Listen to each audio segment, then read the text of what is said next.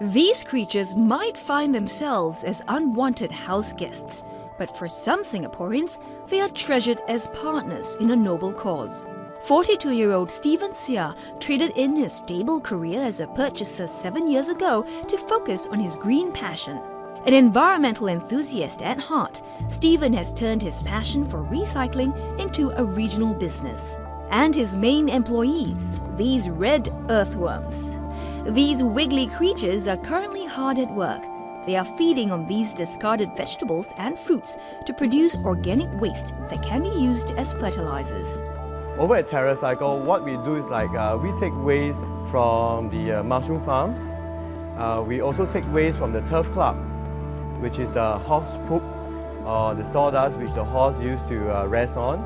And all this we collect and we let all the worms chew on it and turn it into fertilizers. This process is called vermicomposting. Like I said, it's using worms to eat organic waste and turn them into fertilizer. Alright, and this fertilizer is called worm castings.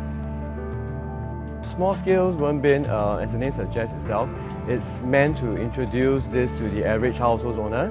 And one way that we can actually help to introduce this awareness is to design a small bin so like everyone or most of us can appreciate this activity and to recycle waste on a small level and to return back to the landscapes and also to give it to your own plants.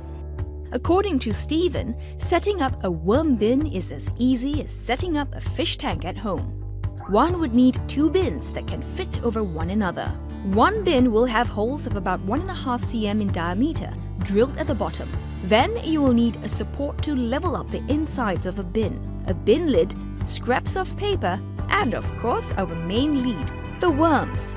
To assemble your worm bin, place the support in the middle of the regular bin. Next, place the bin with the holes on top of the regular bin. Then line the top bin with pieces of scrap paper and place the worms on top of them.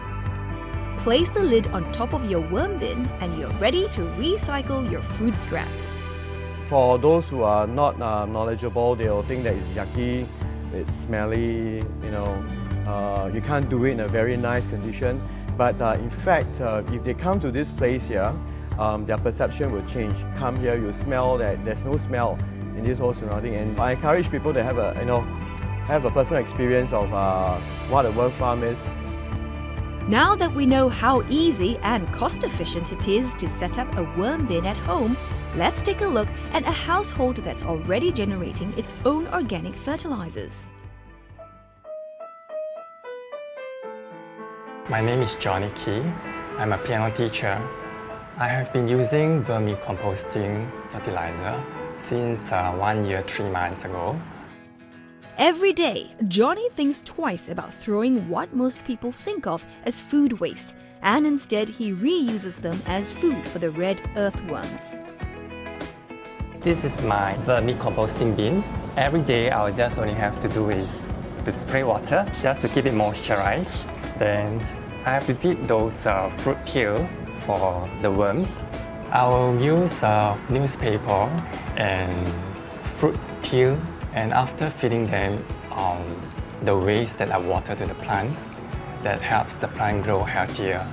The waste from these red earthworms have become high-grade organic fertilizers for Johnny's plants. My friends and relatives, they find that vermicomposting that help us to recycle a lot of things that we don't waste it, that I can use it for fertilizer to grow my plant. And it grows healthily and beautiful. I encourage Singaporeans to use this method as recycling. So it also helps to give health of the earth. This is what I prefer Singaporeans to use this method. Food waste is among the top 5 highest percentage of waste generated in Singapore. Yet only 2% of our food waste is recycled.